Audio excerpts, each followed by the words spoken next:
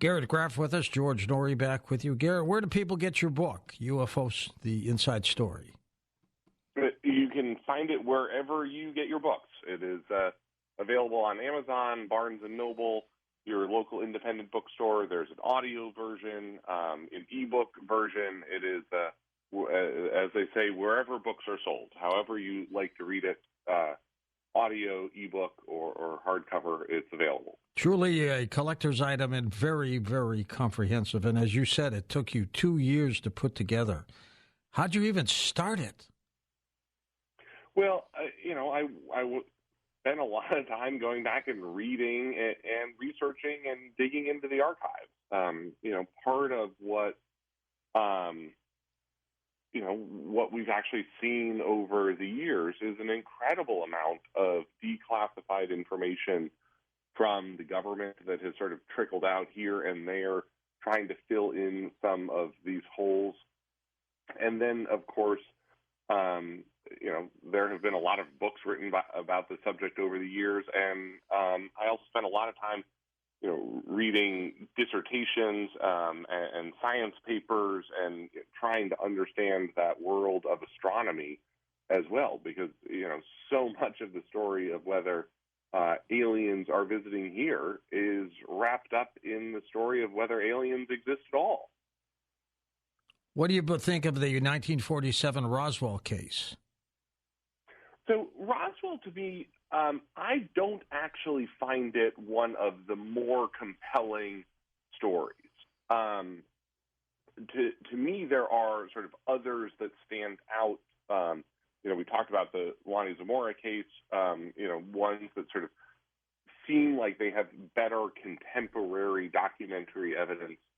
But one of the things that I actually really came away convinced by, that there is not a government cover-up of alien craft and alien bodies at Roswell, has to do with the Fermi paradox. What is probably the most famous conversation that has ever taken place about aliens.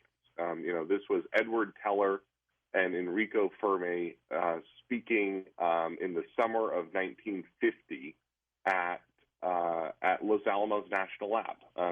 Anyone this summer who saw the movie Oppenheimer, knows those figures. Fermi and Teller were some of the key Manhattan Project scientists, engineers, and physicists who helped put together the atomic bomb at Los Alamos in the in World War II, and were in 1950, helping to begin the process of actually building a thermonuclear device, a hydrogen bomb.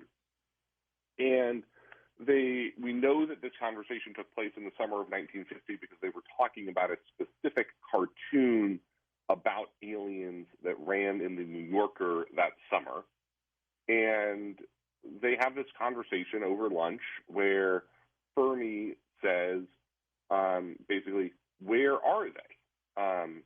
If there are aliens, if there are a lot of aliens, why don't we see them? Why aren't they anywhere around us?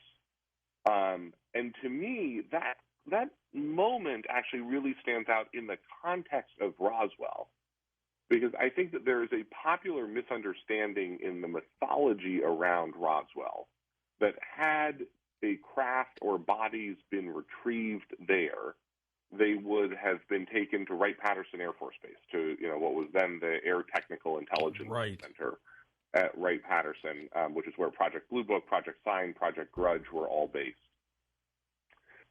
I think actually that if there's a spacecraft that crashed and was retrieved in 1947, it wouldn't have gone to Wright-Patterson. It would have gone to Los Alamos. Los Alamos was 3 hours up the road from Roswell. It was a facility specifically designed by the U.S. government for secrecy and to work on, the most sensitive, biggest questions of physics and engineering. And there were, all of the scientists like Fermi and Teller already in position at Los Alamos to have, to study a crashed and retrieved spacecraft or alien bodies. And so, to me, part of the Roswell story is that if there were 10 American figures, 10 people sort of in and around government who would have been in on the secret of a retrieved crash from Roswell in 1947, it would have been Fermi and Teller. And so if they are standing around 3 years later saying, we haven't seen aliens, that actually, to me, carries a lot of weight historically about how the U.S. government would have operated in that moment. Good point. Let's take some calls for you. Joe, truck driving in Missouri. Welcome to the show. Hey, Joseph, go ahead. Evening, gentlemen. I am certainly open to the possibility and perhaps even probability of intelligent alien life existing in the vastness of the universe. My concern with this latest tranche of information of the last, since that New York Times article, 2017, 2019, whatever it was, is that in this global age of connectivity, the internet, smartphone, video, so much of it is coming from government sources. And as we know, from JFK to the Pentagon Papers, Operation Mockingbird, MKUltra, weapons of mass destruction, the government is not always the most truthful of entities. And John Brennan, who you mentioned in particular, is a very political creature. I mean, when Trump came along and had the audacity to just rhetorically challenge the hostile oligarchy's agenda of effectively dissolving nations by allowing free flow of capital and people across borders, Brennan really shamelessly, outright, repeatedly lied, making Trump out to be some sort of Russian Manchurian candidate. So my question is, and I'm sure you get into this in your book a little bit, should we trust this newer information? Are the older stories that they're trying to cover up more trustworthy? Or what do you think about that, the trustworthiness of government sources? Yeah, it's a really good question. And part of, I think, the challenge that we have with so many of these UFO encounters is that I think you're sort of exactly right, to sort of point to the challenge of, the modern age of smartphones and documentary evidence, that we just don't actually have the data and history and, sort of the scientific, comprehensive approach to a lot of these sightings in the past that we would need in order to be able to actually study what this thing actually is. And to me, and I actually have a piece running in Politico later today or later this week about sort of how the government could take studying UFOs and UAPs more seriously, because I think it should. I think that there's a phenomenon out there that is real, and it's probably not only one thing. That this is, a mix of some things that are actual technologies and a mix of things that are phenomenon, that are atmospheric, meteorological, and astronomical phenomenon in science that we don't yet understand. And then I also think it's quite possible that some chunk of this is very, very weird stuff. I mean, things that are far weirder than we could possibly imagine now with our knowledge and understanding of physics and science. And that doesn't necessarily mean aliens. This could be interdimensional travel. This could be time travel. This could be wormholes. This could be parallel dimensions. And that there's sort of a lot of stuff there that would be interesting and world-changing, fundamentally rewriting our understanding of our place in the cosmic consciousness, and it still not be flying saucers from Alpha Centauri happening to visit Earth on a random Tuesday. And to me, that's part of what is actually so exciting about this subject is sort of the hope and optimism and sense of wonder that I think you come away from looking at this world with about how much more we have to learn about the world around us. And Garrett, you devote a chapter to the JFK assassination in the book. Yes, and a lot of the caller there, talked about Watergate and Pentagon Papers and Vietnam, and as you mentioned at the top of the show, my last book was actually on Watergate, and in some ways, this subject ends up being a stranger but more closely related sequel to a book on Watergate than I ever imagined that it would be in the when I started it, because what the second half of the book really ends up being is a story about how the collapse of truth and trust in government and institutions in the last 40 years, post-Watergate, post-Pentagon Papers, post-Vietnam, Church Committee, Pike Committee, how we have sort of come to doubt, rightly in many cases, what our government tells us. Let's go to Benjamin in Houston, Texas. Hey, Ben, go ahead. Hey, George, how you doing? Okay. Good morning. Morning to you, too. I'm sorry. It's force of habit. Hey, long-time caller, first-time listener. I'm just kidding. I just wanted to say that. That's good.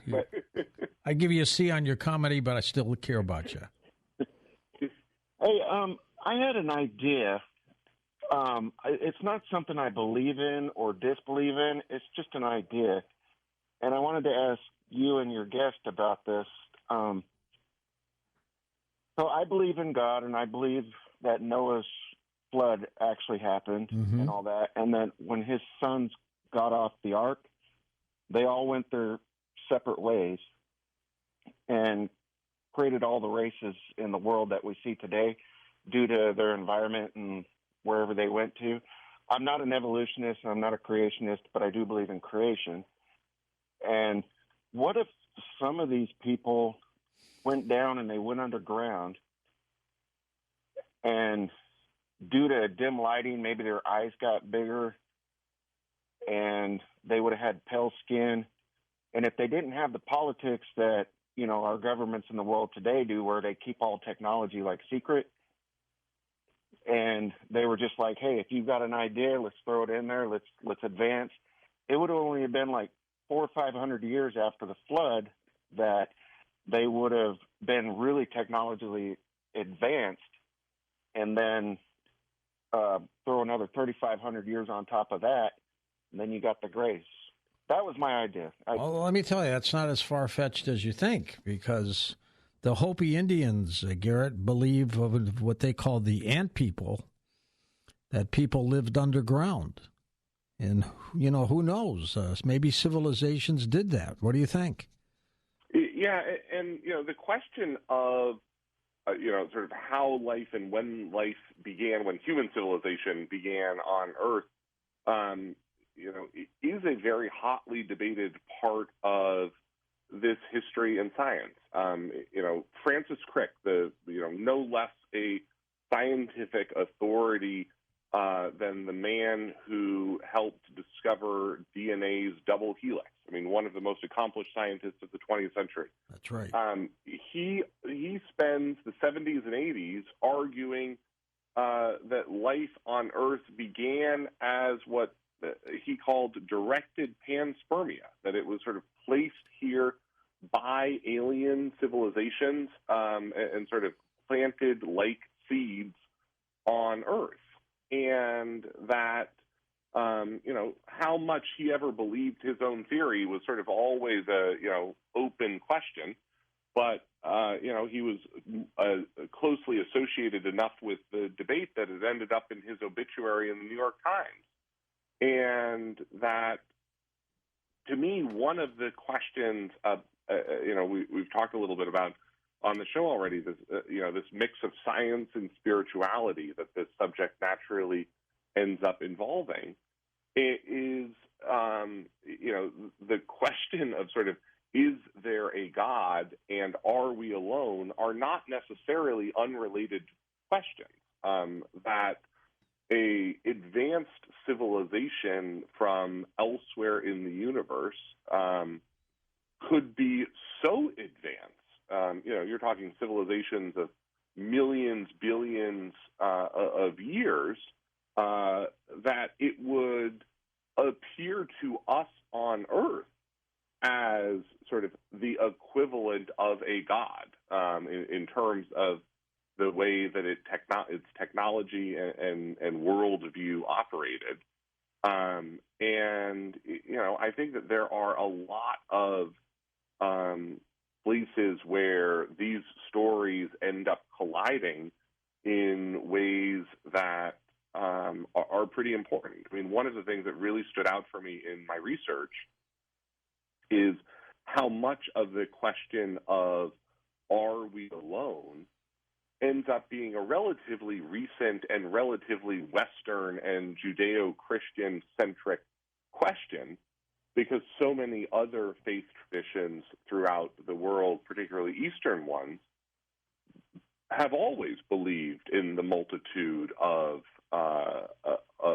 worlds and people and sure. civilizations elsewhere. And in fact, the sort of modern push by the U.S. government around this subject, got off the ground, as we now know, with Harry Reid, then U.S. Senator from Nevada, and that he sort of was interested in this subject and believed in its study in part because, as a Mormon, his faith very explicitly allowed for and embraced the possibility of civilizations elsewhere. And so for him, it was his faith tradition that led him to think that UFOs and UAPs were worthy of serious study, because there might be civilizations and intelligent civilizations out there.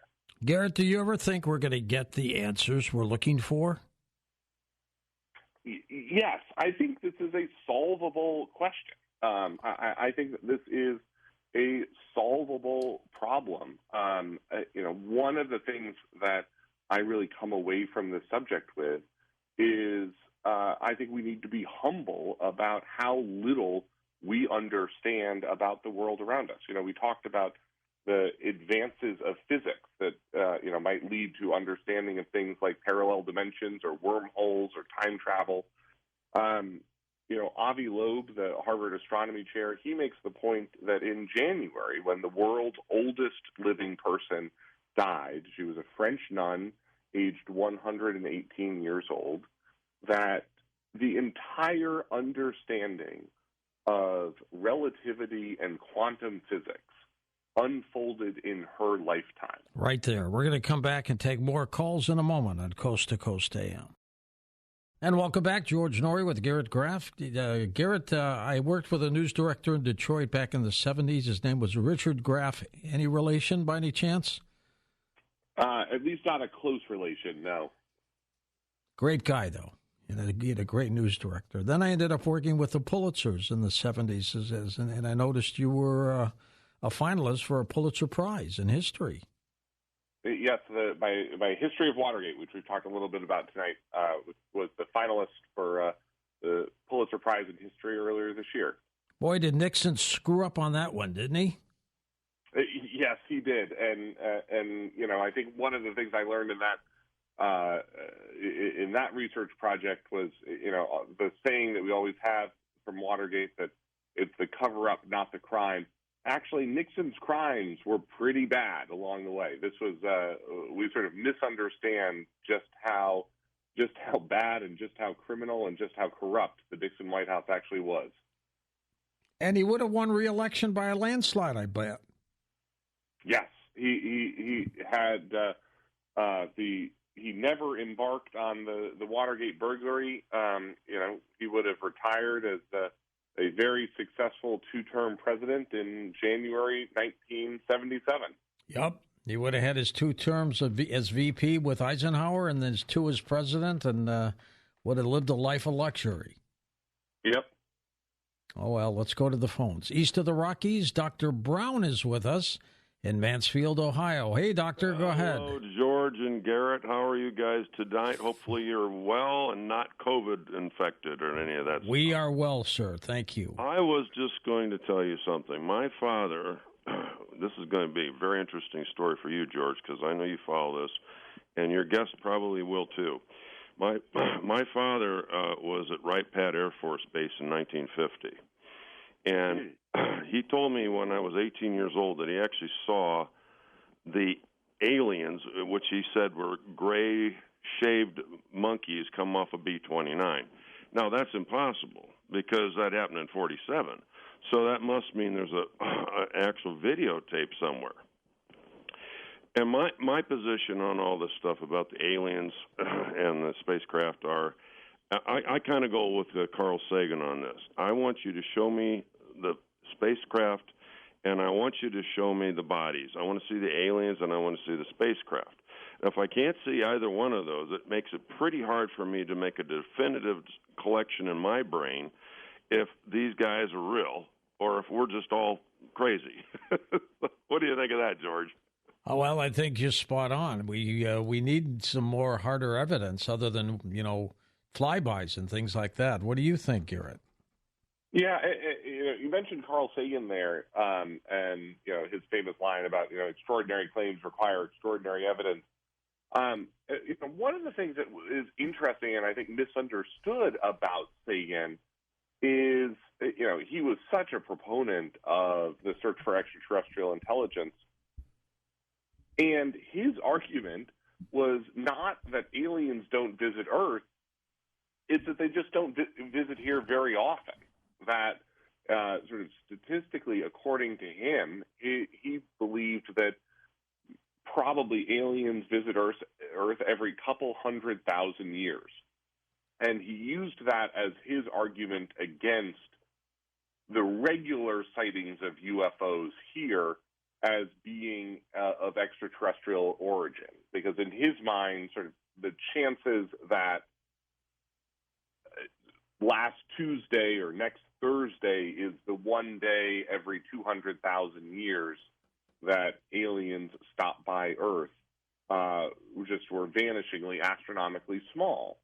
And so to him, his argument, which I think is actually pretty compelling, is if aliens are out there, if there are intelligent life out there, they probably don't know that we are here, and that they are, we're a pretty young civilization in a pretty ordinary planet in a pretty ordinary solar system, and that if and when aliens stop by, according to Carl Sagan, they treat Earth probably more like a rest area on the Jersey Turnpike, where you're stopping on the way from one interesting place to another. For a little refueling, right?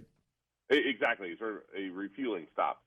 And I think, again, these are not necessarily statements saying that UFOs are not real, that there's not a real phenomenon, because I think one of the things that seems quite likely to me is that the UFO UAP phenomenon can have terrestrial-based answers that are still incredibly weird and world-changing. We talked about parallel dimensions or time travel or things like that, that could explain what these things are that we are experiencing, even if they are not visits from extraterrestrials. Good point. Here's Ted, truck driving in Mississippi. Welcome to the program, Ted. Go ahead. I am not a crook. Good I've line. never been to Argentina, but I believe it's there. So for your last caller. Anyhow, good morning, George and Garrett. Hi, Ted. I've got an interesting tale. I read a book, The Treasure Hunter by Robin Moore, and my partner and I headed down to the Mosquito Coast to mine gold. And on the way, before going down, I pitched Homestake Mining to do exploration work for them, and we sent them some good ore samples. So they sent their senior geologist down there the second year. Now, this guy goes all around the world checking out potential gold strikes. So he leads an intriguing life. So I said, well, what do you do for entertainment? He asked me if I knew what spelunking was, and I was like, sure thing, caving.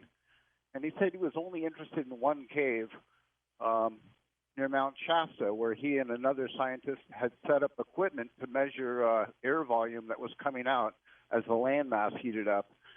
And they predicted that there was about 2 astrodomes of airspace in there, leading to further his belief in Lemurians. But that's another story.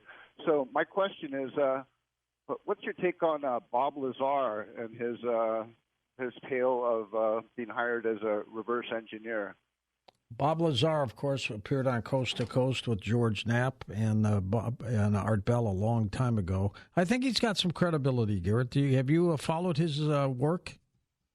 Yes, I've certainly followed it.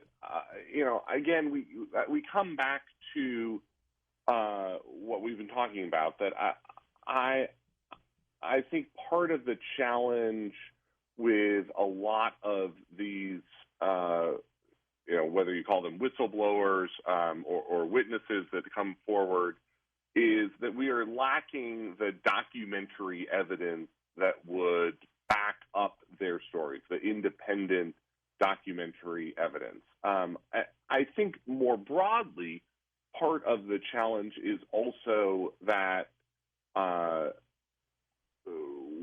people like Lazar, people like this summer's whistleblower, Dave Grush, can be telling the truth as they understand it, within the purview of what they see, what they are told, what people tell them, the corners of the dark and classified worlds in which some of these people operate, but that they don't necessarily have the full picture and they don't necessarily have the full understanding of what these programs actually could be and what they are. As one example from this summer is, David Grush has talked about this UFO crash retrieval program that the government has. That's absolutely true. The U.S. government has a UFO crash retrieval program. I trace its history in the book, going all the way back to what was originally called the Foreign Technology Division of the Army Air Corps in World War I. This is a unit that has existed for almost 100 years in Air Force intelligence, going around the world and picking up weird things that crash that we don't know what they are. That doesn't necessarily mean that all of their work, by any means, is extraterrestrial craft. This is the unit in World War II that collected Japanese Zeros and Messerschmitt fighters and Dornier bombers when they crashed in the Cold War. During the Korean War, this is how we got our hands on Soviet MiGs. And I would bet a lot of their work today is actually focused on getting Chinese drones, Russian drones, Iranian drones when they go down around the world. And so, that unit exists. And I also believe that it's highly likely that that unit has recovered technology that we don't understand what it is. That there are people on that team, that there are government scientists who have looked at that work, looked at that technology, and are unable to piece together what it is. Where I think I have some challenge based on the evidence that we have thus far is, does that necessarily lead to the conclusion that that is extraterrestrial intelligence, extraterrestrial craft, or is that craft and technology of a different origin that, again, our government just doesn't understand? Good point. Let's go to Bill in Los Angeles. Hey, Bill, go ahead. Hey, George. Hey, Garrett, I think you might be my doppelganger. I'm a history teacher and former journalist, Columbia J School 86, and I've been in that Pulitzer World Room that, where they award the prize. I didn't get a prize, but I've been in that room. And I also had an encounter with Donald Segretti, the dirty tricks prankster of the Watergate era that I'm sure you're familiar with. But I just wanted to say, I think if somebody wants an objective, if an objective person wants evidence, they should look at Al Chop, Air Force spokesman Al Chop's account of the 1952 double flyovers of D.C., which included military and civilian eye contact and radar contact with at least 3 different radar operators, including Harry Barnes of National Airport, recording speeds that were just impossible for any craft at that time. And I think any objective observer of that data would have enough evidence to conclude that something came here from somewhere. What was in it, who knows? But that's my 3 cents. That was an incredible story, too, Garrett. Go ahead. Absolutely. And those are what are called the Washington merry-go-round sightings. And I talk about them.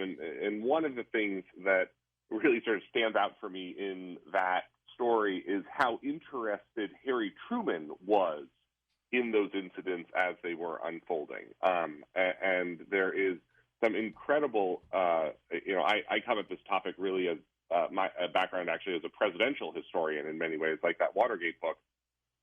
And I was really amazed at how many presidents from Harry Truman on have been interested and focused on this subject, and how many presidents really are just like us, that one of the first things that they ask when they get to the Oval Office is, do we have aliens? And there are some great stories about the responses to people like President Clinton and President Obama and what they discovered. But then there's also some incredible stories from Jimmy Carter and Ronald Reagan, both of whom had their own UFO encounters personally, with how those shaped their worldview. And in fact, I talk about in the book how Ronald Reagan's approach to the Cold War was actually very much inspired by his interest in extraterrestrial life as an actor, in science fiction, and Hollywood pop culture around aliens, and that he actually really talked at some length to Gorbachev about how the U.S. and the Soviet Union would respond if Earth was attacked by an alien civilization, and if they would act together to save the planet under those circumstances, why don't they act now to save the planet from nuclear war? He even made a speech about that. He did, and there's a great line where he became so associated with talking about this subject that Colin Powell, then his national security advisor, would rant around the West Wing, oh gosh, here he goes talking about the little green men again. Absolutely. Garrett, what's your next book? D-Day. I'm writing an oral history of D-Day that will come out next June. All right, when it's done, come back on the show. We'll be back in a moment on Coast to Coast AM as we talk about your dreams.